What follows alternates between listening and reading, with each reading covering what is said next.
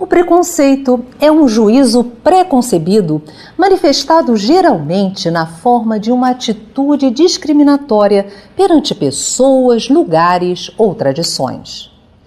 Indica desconhecimento ou desvalorização do que parece ser diferente. As formas mais comuns de preconceito são a social, racial e sexual. No Livro dos Espíritos, uma das obras fundamentais do Espiritismo, Allan Kardec organiza uma série de respostas dos espíritos apresentando as leis morais. Dentre elas, a lei de igualdade. Afirmam os espíritos que todos são iguais perante Deus.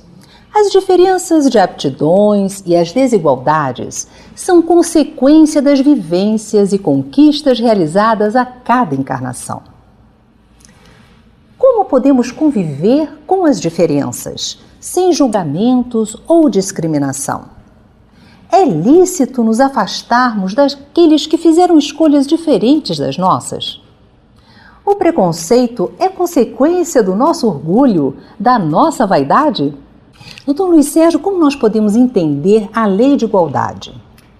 Veja bem, o nosso entendimento da lei de igualdade vem das nossas origens, ou seja, todos nós fomos criados por Deus, simples e ignorantes, como o Livro dos Espíritos nos ensina. Dada a nossa única origem em natureza, no começo nós somos todos iguais na nossa origem divina. A partir do momento que nós encarnamos, aí nós vamos desenvolver uma história que vai ser apresentada em cada encarnação como as nossas múltiplas personalidades. Como é que nós podemos conviver com as diferenças sem discriminação, sem julgamento?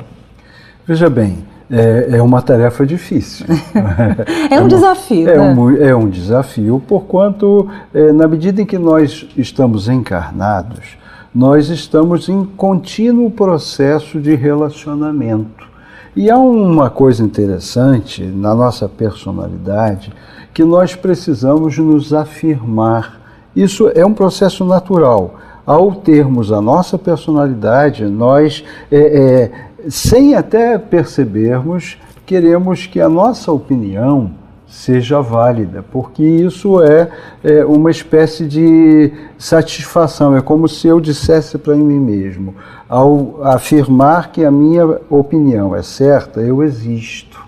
Então eu valido a minha existência, eu confirmo as minhas ideias, eu faço valer a minha presença no mundo entre as pessoas. Então, e me sinto também mais seguro, né? Exatamente, porque eu sei que eu estou sendo validado de alguma maneira, eu sei que as pessoas estão me ouvindo e desta forma me dando reconhecimento, que de alguma maneira no nosso estágio evolutivo, todos nós ainda necessitamos do reconhecimento do outro, não é? É correto nós nos afastarmos daqueles que pensam diferente da gente? Não seria correto, embora isto acabe acontecendo na prática.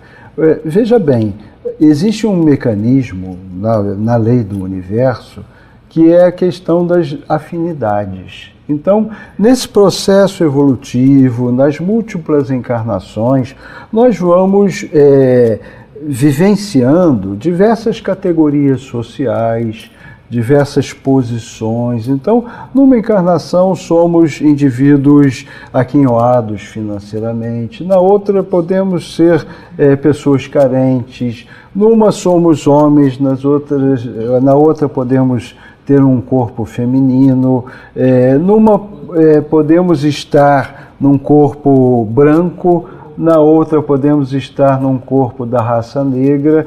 Enfim, vamos visitando a multiplicidade das opções, todas elas visando ao nosso processo de crescimento, não é?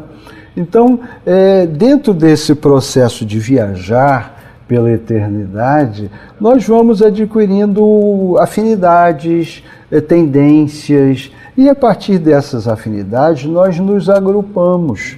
Então, a nível de uma psicologia social, vamos dizer assim, eu quero validar a minha pessoa e quero validar o meu grupo. Agora, como eu valido o meu grupo? De alguma maneira criticando os outros grupos. À medida que eu discrimino, à medida que eu julgo, à medida que eu ataco, eu torno, entre aspas, mais forte o meu grupo, as minhas ideias e as minhas convicções. E qual seria a forma correta de fazer isso? Da gente validar as coisas que nós acreditamos ser boas, de nós darmos força para aqueles que nós sabemos estarem num caminho do bem comum?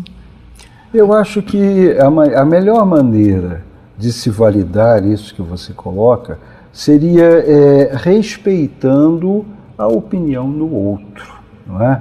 Entendendo que nós podemos exprimir a nossa opinião, nós podemos ter os nossos conceitos de valores e que eles não são absolutamente os únicos, nem os mais corretos. Eles são aqueles que, nesse estágio evolutivo, nos servem. Então, dentro da nossa compreensão, dentro da nossa estrutura espiritual, nós hoje possuímos um conjunto de valores, de normas, que advém da nossa compreensão da vida, da nossa essência mesmo, não é? E à medida que eu entendo que este é um conjunto de valores meu, eu não posso impô-lo a você de forma alguma. Eu posso expressar esse conceito no sentido de uma troca. Aí tenho que ouvir o seu e avaliar, e a partir dessas trocas relacionais, nós vamos modificando, nós vamos acrescentando, nós vamos crescendo, e esse conceito é dinâmico, ele não é estático. Hoje eu tenho como verdade isto aqui, mas amanhã, muito provavelmente, isso será refeito, isso será reavaliado, na medida em que novas informações forem me chegando e que novas compreensões do meu próprio desenvolvimento espiritual forem clareando o meu entendimento. O negócio é nós estarmos sempre com a mente aberta para a mudança, porque muitas vezes nós ficamos em algo que a gente agora vê que é errado, até por termos a nossa opinião, para não dizermos que mudamos de opinião. Perfeito. Né? E você colocou uma questão. O ser humano, ele precisa de segurança. Tá? Então, de alguma maneira, se ele se aferra a determinadas opiniões, crenças ou posições, ele está seguro, sabe? Então, não há necessidade de mudança. A mudança, embora seja o fator que move o processo evolutivo, de alguma maneira ela é temida pelo ser humano, porque vai desestabilizar, ainda que temporariamente, as nossas estruturas psicológicas. Então, ninguém quer ficar desestabilizado, nós queremos ficar firmes, mesmo que grudados em preconceitos e ideias errôneas ou ultrapassadas.